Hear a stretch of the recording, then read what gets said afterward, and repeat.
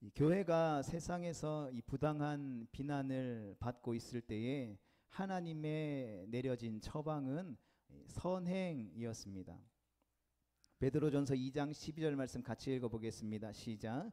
너희가 이방인 중에서 행실을 선하게 가져 너희를 악행한다고 비방하는 자들로 하여금 너희 선한 일을 보고 오시는 날에 하나님께 영광을 돌리게 하려 함이라. 아멘. 그리고 이 다음은 2장 13절부터 이 3장 8절까지 이 선행의 구체적인 내용이 제시되는데, 인간의 모든 제도를 주를 위하여 순종하라는 것, 그리고 범사에 악한 주인에 대한 이 사환들의 순종, 그리고 불신하고 있는 남편에 대한 아내들의 순종, 그리고 남편들은 아내를 귀하게 여기면서 지식에 따라 동거하라라는 말씀이 주어졌습니다. 기억해야 할 것은 이와 같은 성도의 선행이 어떤 세상의 부당한 비방에 대한 하나님의 처방임에 분명하지만 그것으로 끝나지 않고 그러한 처방이 이 신앙의 본질로 연결되어진다라는 사실입니다. 이 베드로전서 2장 21절 말씀 같이 보겠습니다. 이를 위하여 너희가 부르심을 받았으니 그리스도도 너희를 위하여 고난을 받으사 너희에게 본을 끼쳐 그 자취를 따라오게 하려 하셨느니라. 네, 좀 잘렸네요. 이를 위하여서 하나님이 부르심을 받았다라고 말씀하고 있는 것이죠. 그러니까 예수 그리스도를 따라서 억울함과 부당함을 참고 견디면서 이 선으로 악을 갚는 선행은 하나님의 거룩한 부르심이라는 것이죠. 그러니까 세상에서 비방을 당하지 않을 때에도 성도의 선행은 마땅히 그래야 하는 본질적인 성격이 있다는 것입니다. 그래서 3장 17절 말씀은 선행으로 고난을 받는 것이 하나님의 뜻일진데 악을 행함으로 고난받는 것보다 낫다라고 말씀하고 있는 것이죠. 그러니까 선행을 행함으로 인하여서 고난받는 것이 하나님의 뜻이라는 것이죠.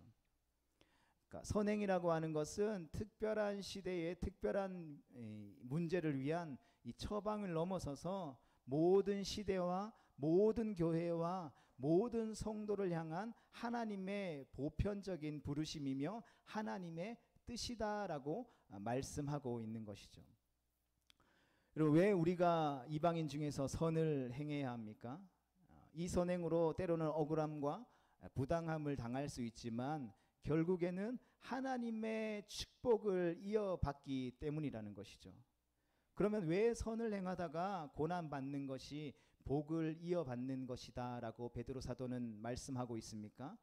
앞선 본문인 3장 10절로 12절 말씀에서 이 베드로 사도는 시편 34편을 인용하면서 다윗이 이 사울이 주는 모든 부당함과 억울함을 되갚지 않고 오히려 사울을 위하여서 복을 비고 선으로 악을 이겨냈을 때에 여호와께서 어떻게 여호와의 선하심을 맛보게 되었는지를 설명해 주었다라는 것이죠. 그래서 여호와의 선하심을 맛보는 것, 그것이 성도의 선행이 주는 현재에 누릴 수 있는 복이라는 것입니다. 교회는 의를 위하여 고난받는 선행이 이처럼 축복이다라는 것을 알고 고난 중에서도 그리스도를 주로 삼아 거룩하게 해서 자기 속에 있는 소망에 관한 이유를 묻는 자들에게 대답할 것을 항상 온유함과 두려움으로 준비하고 있어야 한다라는 것이 오늘 본문 이전까지의 내용이라는 것이죠. 그리고 오늘 이어지는 오늘 본문 말씀은 이 성도의 선행이 가지고 있는 이 미래적인 축복을 설명하고 있는 것입니다. 예수 그리스도께서 십자가의 고난과 부활을 통해서 영광과 천상의 승리를 얻으신 것처럼 이 성도가 세상 속에서 살아가면서 행하게 되는 이 선행도 결국은 그와 같은 승리를 이어받을 것이기 때문에 현재 받고 있는 고난에 낙심하지 말고 소망 가운데에 선을 행하라는 뜻인 것이죠. 다만 오늘 본문 말씀에서는 이 몇 가지 이 난해한 구절들이 있습니다. 그러니까 육체로는 죽임을 당하시고 영으로는 살리심을 받았다라는 18절의 말씀, 그리고 영으로 가서 옥에 있는 영들에게 선포했다라고 하는 이 19절의 말씀이 그것인데, 이 신약 성경 가운데에서도 굉장히 난해한 구절들로 유명한 구절입니다. 그러나 전체적인 어떤 문맥의 흐름에서 보면 사실 의외로 쉽게 풀 수 있는 문제인데 이 모호한 18절과 19절의 말씀 그 한 부분만 딱 붙잡고 씨름하는 것은 오히려 지혜롭지 못한 모습이라는 것이죠. 이 먼저 베드로가 왜 예수님의 죽으심과 부활을 언급하는지 우리는 이해해야 합니다. 본문 18절 말씀을 시작하면서 그리스도께서도라고 시작하는 것을 보게 되는 것이죠. 그러니까 베드로는 성도가 선을 행하다가 의로운 고난을 당하는 것이 축복이며 그것을 위해서 하나님께서 우리를 부르셨다라고 말하는 중이라는 것이죠. 그러다가 그리스도께서도 그 길을 가셨다라고 말씀해 주고 있다라는 것이죠. 예수 그리스도께서 불의한 자를 대신하여 의로운 고난과 의로운 죽음을 당하신 것 때문에 우리가 하나님께로 인도되어졌고 우리가 구원을 얻었다라는 것이죠. 그렇다면 베드로 사도는 왜 이 말을 하고 있는 것일까요? 교회가 세상 속에서 살아가면서 선행을 행하다가 의로운 고난을 당하는 것에 그와 같은 하나님의 뜻과 하나님의 섭리가 숨겨져 있다라는 말인 것이죠. 그러니까 우리가 그리스도의 고난처럼 어떤 대속의 죽음과 대속의 고난을 당하지는 않죠. 그리스도의 고난과 우리가 이 땅에 살아가면서 당하는 고난은 본질적으로 다른 고난이라는 것입니다. 그러나 이 고난의 성격 면에서 있어서는 유사한 면이 있다라는 것이죠. 그러니까 우리가 그리스도처럼 의로운 고난을 당하면서도 선을 행하면 그것을 통해서 세상과 악한 주인과 믿지 않는 남편이 우리가 믿는 하나님을 다시 보게 될 것이며 우리가 주목하고 바라보고 있는 천국에 대해서 하나님의 나라에 대해서 이 천국 소망에 대해서 질문을 가지게 될 것이다라는 것이죠. 그러니까 낙심하지 말고 선을 행하라고 말씀해 주고 있다라는 것이죠. 이어지는 그리스도께서 이 육체로는 죽임을 당하시고 영으로는 살리심을 받았다라고 말씀하고 있습니다. 이것은 영적인 어떤 이원론을 말하는 것이 아니죠. 그러니까 주님도 그렇고 우리도 그렇고 죽을 때에는 육체만 죽지 영혼은 죽지 않는다라는 것이죠. 그러니까 영이 죽었다가 부활한다라는 사상은 성경 어디에도 없는 사상이라는 것이죠.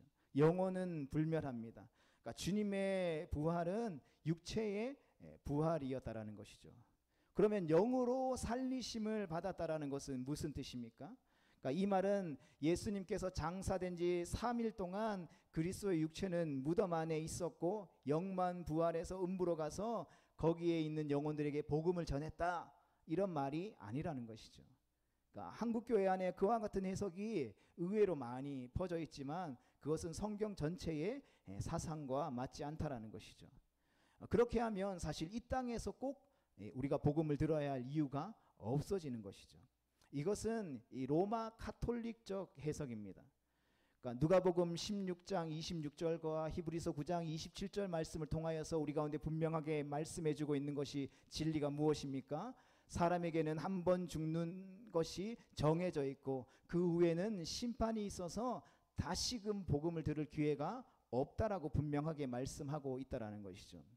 그러니까 이 명백한 진리의 말씀을 어떤 모호한 구조를 해석한다고 뒤집어 엎는 것은 이 성경 해석의 바른 원리라고 할 수 없다라는 것이죠. 이 베드로는 그리스도가 죽으신 것은 우리의 죄를 위한 것이다라고 말합니다. 그래서 베드로전서 3장 18절에 이렇게 말씀하고 있습니다. 그리스도께서 단번에 죄를 위하여 죽으사 의인으로서 불의한 자를 대신하셨으니 라고 했는데, 그러니까 육체로는 죽임을 당하셨다라고 설명하고 있는 것이죠. 그러면 뒤에 나오는 영으로 살리심을 받았다라는 말은 무엇을 설명하기 위한 말씀입니까? 그러니까 그것은 바로 우리를 하나님의 곁으로 인도하려 하심에 해당된다라는 말씀인 것이죠. 그러니까 즉 그리스도께서 십자가의 죽음으로 우리의 죄를 단번에 해결하셨고 부활하심으로 우리에게 영원한 생명을 주셔서 우리를 하나님 앞으로 인도하신다라는 것이죠. 그리스도의 죽음은 우리의 죄를 위함이고 그리스도의 부활은 우리를 살려서 하나님 앞으로 인도하기 위해서다라는 것입니다. 그것이 베드로가 그리스도가 육체로는 죽임을 당하고 영으로는 살리심을 받았다라고 말씀하고 있는 의도라는 것이죠. 그러니까 불의한 우리를 하나님께로 인도하기 위해서 그리스도께서 십자가에서 의로운 죽임을 당하셨다라는 것이죠. 육으로는 죽임을 당하고 영으로는 살리심을 받았다라는 것입니다. 그러나 그것이 끝이 아닙니다. 그분은 살아나셔서 22절의 말씀처럼 하늘에 오르사 하나님 우편에 계셔서 천사들과 권세들과 능력들을 다스리고 통치하고 계시다라는 것이죠. 이것이 오늘 본문 말씀의 전체적인 흐름인 것이죠. 성도가 선을 행하다가 의로운 고난을 당하는 것이 하나님의 부르심이고 하나님의 뜻이고 진짜 하늘의 축복을 이어받는 길이라는 것을 설명하기 위해서 이 말씀을 설명하고 있다라는 것이죠.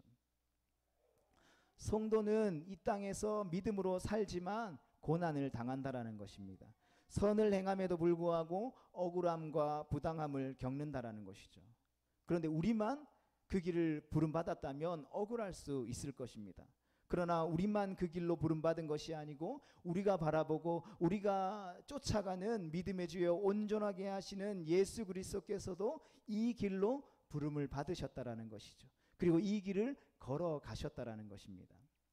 성도의 선행이 고난과 억울함과 부당함을 당하는 현재의 삶일 수 있지만 그리스도께서 십자가의 고난을 통해서 우리를 구원하실 뿐만 아니라 부활하심으로 하늘에 올라 모든 권세와 능력과 천사들을 통치하고 다스리는 승리자가 되신 것처럼 궁극적으로 영광의 승리가 될 것이다라는 말인 것이죠.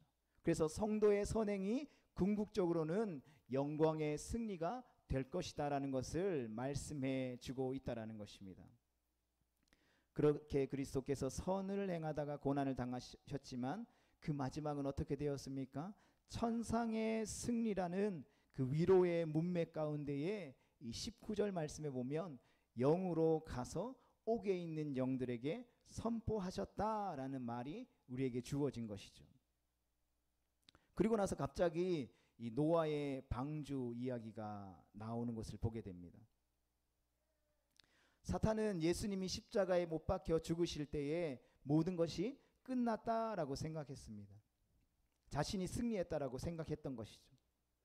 그러나 예수님의 그 십자가의 죽으심과 그 부활을 통해서 죄에 대한 사탄의 정죄는 완전히 깨부셔지고 주님께서 승리하셨다라는 것이죠. 예수 그리스도께서 얻은 이 승리는 우주적인 승리로서 모두에게 선포되어지고 알려진 소식이라는 것입니다. 19절에 있는 것처럼 심지어 옥에 있는 영들에게도 알려지고 선포되어졌다라는 것이죠. 그것을 하나님의 심판과 구원을 믿지 않는 모든 완악한 불신자를 대표하는 노아의 때의 사람들을 예로 들어서 말씀해 주고 있다라는 것이죠. 그러니까 하나님께서 노아를 통해서 선포했던 그 심판과 구원의 복음을 듣지 않고 죽어 지옥에 있게 된 사람들의 영혼과 그들을 미혹했던 악한 영들에게 그리스도가 선포되어졌다라는 것이죠. 그러니까 복음을 전한 것이 아니라 예수 그리스도께서 승리하셨음을 선포하셨다라는 것입니다. 그것이 바로 오늘 본문 말씀에 기록된 베드로전서 3장 18절과 22절까지의 말씀인 것이죠.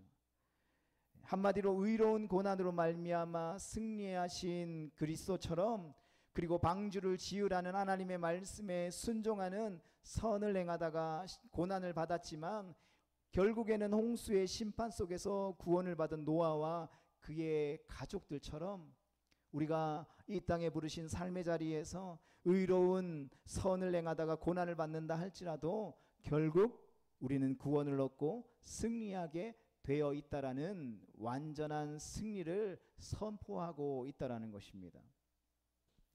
여러분, 노아는 12년이라는 시간 동안 이 회개의 복음을 120년이라는 시간 동안 그 회개의 복음을 전하면서 방주를 지었죠.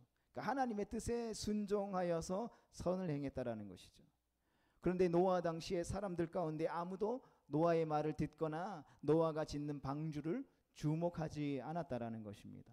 오히려 노아를 비방하고 조롱하며 핍박했다라는 것이죠. 그러나 결국 하나님의 홍수 심판이 그 땅 가운데에 이루어졌을 때에 노아가 옳았다라는 것을 증명하셨고 그의 8 식구만 구원하셨다라는 것이죠. 즉 선을 행하다가 당하는 의로운 고난 끝에 구원이 있다라는 것이죠. 때로는 잠시 조롱받는다 할지라도 핍박받는다 할지라도 결국 그 길은 승리의 길이라는 것을 말씀해 주고 있다라는 것이죠. 그러니까 그 말을 하는 과정 속에서 그리스도께서 옥에 있는 영들에게 선포하는 장면이 오늘 본문에 기록되어져 있는 것이죠. 그래서 이것은 그리스도께서 지옥에 있는 영들에게 복음을 전해서 그들을 살리신 것이 아니라 그들이 믿지 않았던 것이 실제로 승리로 이루어졌다라는 것을 예수님께서 선포하셨다라는 것을 말씀해 주고 있는 것입니다. 우리가 성경의 진리를 요약해서 담은 교리로 사용하는 이 웨스트민스터 대요리 문답 제50문에 보면 이 그리스도의 비하에 대해서 이렇게 설명하고 있습니다.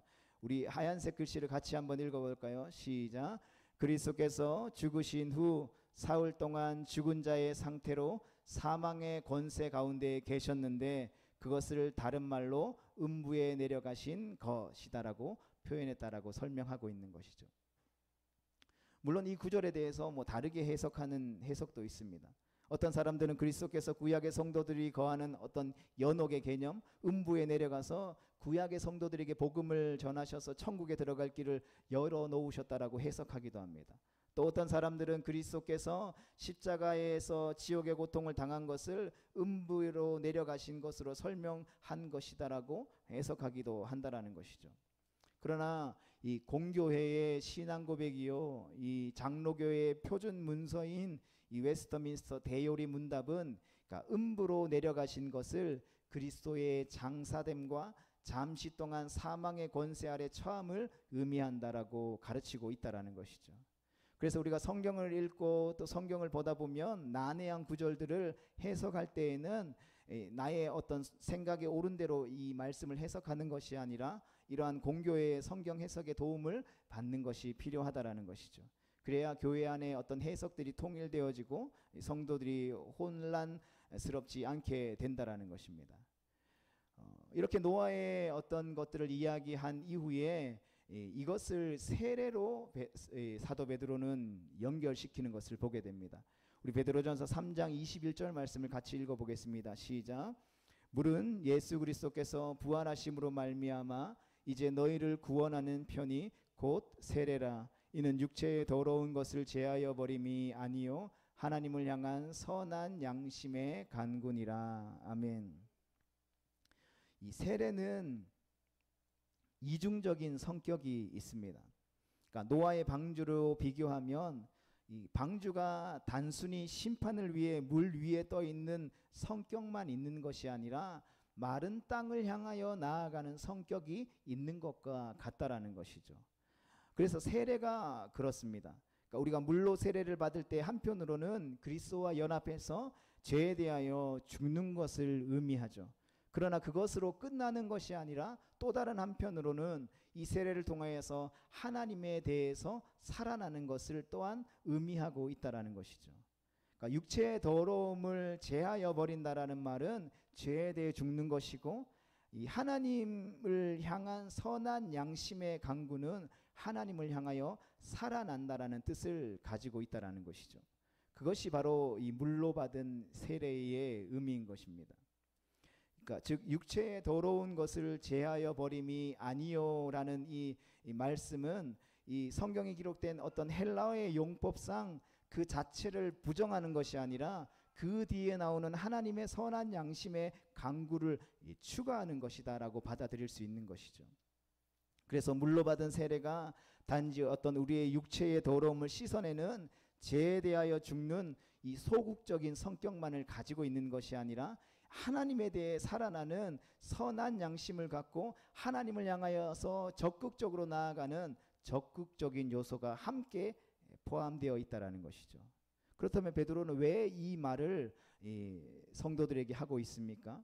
그러니까 우리가 구원을 받고 그 구원의 표시로 말미암아 세례를 받았다면 우리가 구원받았으니까 이제 죄를 안 지어야지 하는 것으로 우리가 만족하는 것이 아니라 하나님에 대해서 살아난 이 선한 양심의 활동으로 말미암아 하나님께 적극적으로 나아가야 한다라는 것을 말씀해 주기 위해서라는 것이죠.